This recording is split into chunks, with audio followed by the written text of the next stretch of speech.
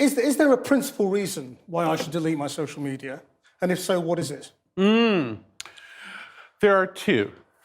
One of them is for your own good, and the other is for society's good.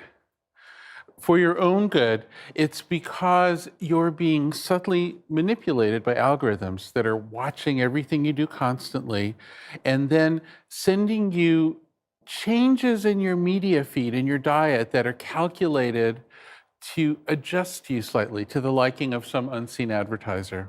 And so if you get off that, you can have a chance to experience a clearer view of yourself and your life. But then the reason for society might be even more important. Society has been gradually darkened by this scheme in which everyone is under surveillance all the time, and everyone is under this mild version of behavior modification all the time. It's made people jittery and cranky. It's made teens especially depressed, which can be quite severe, but it's made our politics kind of unreal and strange, where we're not sure if elections are real anymore. We're not sure how much the Russians affected Brexit. We do know that it was a crankier affair than it might have been otherwise. You say it's bad for me as an individual. Is it bad for me because I'm addicted? Have I become chemically hooked? You have. The founders of the great Silicon Valley spying empires like Facebook have publicly declared that they intentionally included addictive schemes in their designs. Now, we have to say, this is what I would call almost a stealthy addiction. It's a statistical addiction. What it says is, we will get the broad population to use the services a lot. We'll get them hooked through a scheme of rewards and punishment. And the rewards are when you're retweeted. The punishment is when you're treated badly by others online. And then within that, we'll very gradually start to leverage that to change them. So it's this very kind of stealthy manipulation of the population. So it's not as dramatic as a heroin addict or a gambling addict, but it is the same principle. But who's doing the manipulating? I mean, there isn't some master sort of Wizard of Oz sitting behind a screen, is there? Well, this is the peculiarity of the situation. The people who run the tech companies like Google and Facebook are not doing the manipulating, they're doing the addicting. But the manipulating, which rides on the back of the addicting, is the paying customer of such a company. So, many of those customers are not at all bad influences. They might simply be trying to promote their cars or their perfumes or whatever. And indeed, I have sympathy for them because they're concerned that if they don't put money into the system, nobody will know about them anymore. How is it different to just television advertising or billboard advertising or anything else? The difference is the constant feedback loop. So when you watch the television isn't watching you. When you see the billboard isn't seeing you. And vast numbers of people see the same thing on television and see the same billboard. When you use these new designs, social media, search, YouTube, when you see these things, you're being observed constantly, and algorithms are taking that information and changing what you see next. And they're searching and searching and searching, and they're just blind robots. There's no evil genius here until they find those patterns, those little tricks that get you and make you change your behavior. In terms of society, I mean, you threw in this, it's making people depressed. I mean, is there any actual evidence for that? Yeah, unfortunately, there's a vast amount of evidence. There have been dozens of studies at this point, including studies released by Facebook scientists. So this is something we can call a consensus. And when Facebook releases such things, they say, oh, but we do all these good things too that balance it. But there's a general acknowledgement that depression correlates. The scariest example is a correlation between rises in teen suicide and the rise in use of social media. And so, yes, unfortunately, this is real. But are you sure you can blame it on social media? Or is it not just those two things may have happened at the same time for other reasons? Well, here's a distinction we have to make. It's very similar to the problem of global climate change. We can say statistically over the whole population, yes, the correlation is real. And any particular person, of course, we can't. Just as we can't blame any particular storm on global warming. But it's causality, isn't it? You know? Yeah. I mean, it is causality, and this is something that's very well demonstrated. When the company's own scientists are publishing on this topic and come to the same agreement, I think it's time to say this is real.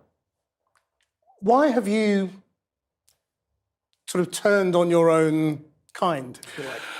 I love Silicon Valley, and I do not at all feel that I've turned on my own kind. And just to be clear, I'm very much a part of this. I've sold a company to Google. I'm not in any sense an outsider. I believe that what we're doing is not in our own self-interest. Business interests are a part of society. If they destroy society, they destroy themselves. I believe it's very clear that we could offer all of the good things, and there are many, many good things in these services, and social media in particular. I'm convinced we can offer them without this manipulation engine in the background. There's a world of other business plans, and I think they'd be better for us. So I don't think we're being evil so much as we're being stupid. When it comes to Facebook, has Facebook made itself safe yet? In terms of data harvesting and scraping and all of that? Well, Facebook's fundamental design is one that is, the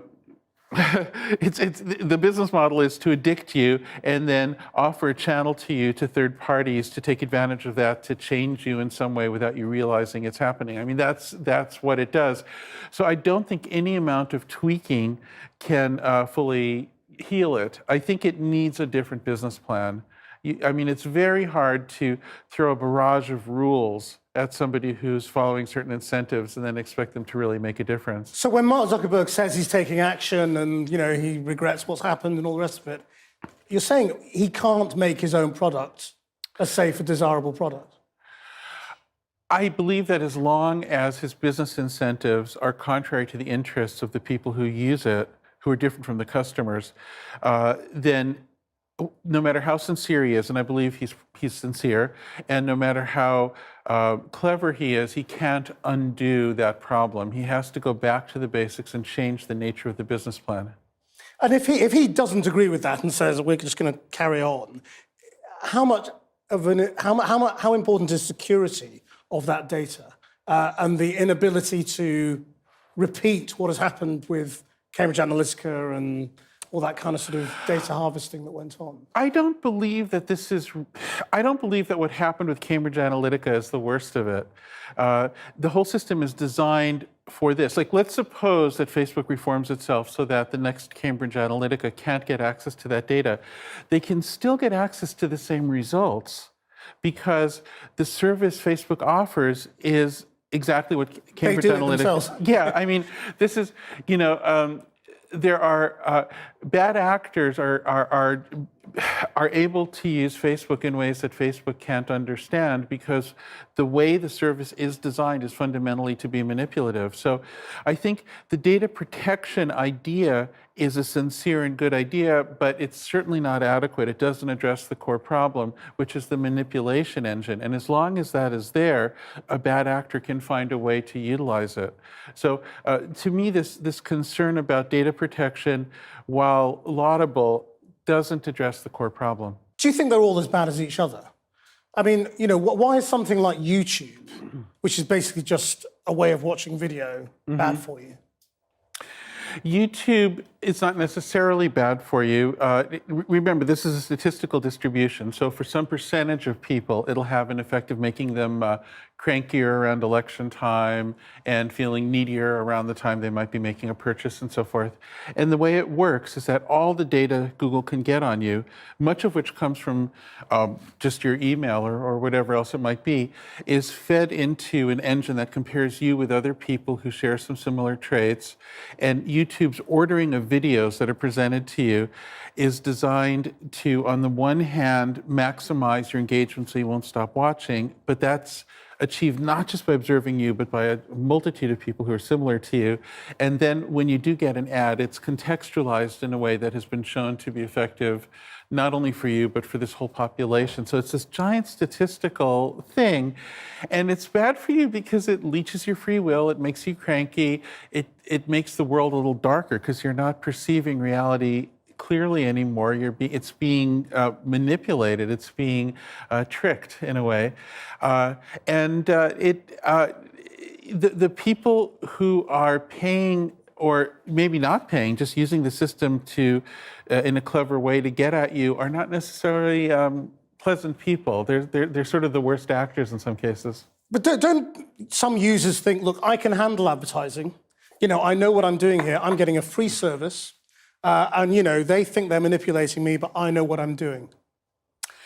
The problem is that behaviorist techniques are often invisible to the person who's being manipulated. And this has a long history. This has been done for a long time. It used to be that the only way to be subjected to continuous observation and modification was to either be in an experiment. You could be in the basement of a psychology building and have students tweaking you for their projects, or you could join a cult, or you could be in an abusive relationship. I mean, this has been done before, and often the people who are in these situations do not realize it's happening to them. In fact, the whole point is that it's sneaky. It's a mechanical approach to manipulating people, and because it's so algorithmic, it doesn't involve direct communication, and people don't get the cues to understand what's happening with them. Why do you think social media has had the effect on politics that it has? You know, is it because of the way people respond to things on social media? Well, I'd like to give you a slightly detailed answer as quickly as I can. And that is that in traditional behaviorism, you would give an animal or a person a little treat like candy or maybe an electric shock, and you'd go back and forth between positive and negative feedback. And when researchers try to determine whether positivity or negativity is more powerful, they're roughly at parity. They're both important. But the difference with social media is that the algorithms that are following you respond very quickly. They're looking for the quick responses. And the negative responses, like getting startled or scared or irritated or angry, tend to rise faster than the positive responses, like building trust or feeling good. Those things rise more slowly. So the algorithms naturally catch the negativity and amplify it and introduce negative people to each other in all of this. And so what this does is it means that the algorithms discover there's more engagement possible, say by promoting ISIS and promoting the Arab Spring. And so ISIS gets more mileage, or promoting the Ku Klux Klan than Black Lives Matter. Now, in the big picture, it's not true that negativity is more powerful. But if you're doing this very rapid measurement of human impulses instead of accumulated human behavior, then it's the negativity that gets amplified. So you tend to have elections that are more driven by rancor and abuse, and you tend to have outcomes that are kind of crazy. And so the effect on the media we consume, the news, as well, is also alarming, because then it'll be the news that makes people angry that is the news that gets seen in the future or now, rather than, you know, a more balanced diet of what's really going on in the world. Well, I think what goes on a show like this is that you have a bit of a longer time horizon by which you measure success. So you have to impress your viewership enough to tune in, but this is over a process of days and weeks and months and years, and you build up a sense of rapport with your viewership, right? If you're an algorithm that's just looking at instant responses, you don't get that. It's just like, how did I engage this person? And you'll find that engagement more often by irritating people than by educating them. And so is that how you create Trump? Or Duterte, or, you know, any of the other populist leaders who are doing very well at the moment, partly from the internet? I have never known Trump, but I have met him a few times over a fairly long period, over 30 years actually, through different circumstances. And I will say that while I never would have voted for him as president, and I always thought he was somewhat untrustworthy and a bit of a showman and a bit of a scammer, he never lost himself and became so strangely insecure and so weirdly irritable until he had his own addiction, in this case to Twitter. And it's really damaged him. I mean, I view Trump in a way as a victim. Really? Oh, yeah, absolutely. His character has been really damaged by his Twitter addiction. Because of the reaction he gets from each tweet. Yeah, so you know what happens in addiction is the addict becomes hooked not just on the good part of the addiction experience, but on the whole cycle. So a gambler is not just addicted to winning, but to this whole process where they mostly lose. And in the same way, the Twitter addict or the social media addict becomes addicted to this engagement, which is often unpleasant, where they're engaged in these really abusive exchanges with other human beings. And only once in a while is that, you can watch Trump, like every once in a while there will be this tweet where somebody likes him, and that's when he gets his little, we call it in the trade the dopamine hit.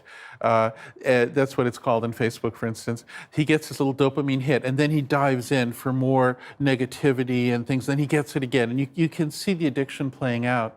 And do you think it's possible to create a do-gooding social network? Yes, I'm absolutely positive. And the way to do it is to have a different business model where so right now, we've created this bizarre society that's unprecedented where if any two people wish to communicate over the internet, the only way that can happen, the only way it's financed is through a third party who believes that those two can be manipulated in a sneaky way. It's an insane way to structure civilization. So we can keep all the good stuff, and there is good stuff on social media, of course. We can keep all that and just throw away the manipulation business model and substitute in a different business model. And there are many alternatives that would be better. They just have to be honest. It could be a paid service like a Netflix where you're paying for it. You're the genuine customer. It has to keep your interest. It could be like a public library. It could become a public thing that isn't commercial at all. That's an option. But what we did in Silicon Valley is we wanted it both ways. We wanted everything open and free, but we wanted hero entrepreneurs and hackers. And so the only way to get that was this advertising thing that gradually turned into the manipulation engine as the computers got faster. And this weird business plan, once you can see that there are alternatives, you realize how strange it is and how unsustainable it is. This is the thing we must get rid of. We don't have to get rid of the smartphone. We don't have to get rid of the idea of social media. We just have to get rid of the manipulation machine that's in the background. Just one last thing as well that is also obsessing parents at the moment. Screen time itself, do you think that is a bad thing? Or is it just what's on the screen? To be frank with you, I struggle with this question because I have an 11-year-old. And so I tend to think that manipulation time, when the kids are being observed by algorithms and tweaked by them, is vastly worse than just screen time by itself. So, do you include video games in the social media, the things that are manipulating them? Because they are similarly addictive, aren't they? They're addictive, but not manipulative, typically. Now, I'm not sure how evil we've become lately, because there might be some video games that are using behavior mod techniques for pay. That's conceivable. I can see how that could happen. If you're thinking about it out there, don't do it, okay? Find something better to do.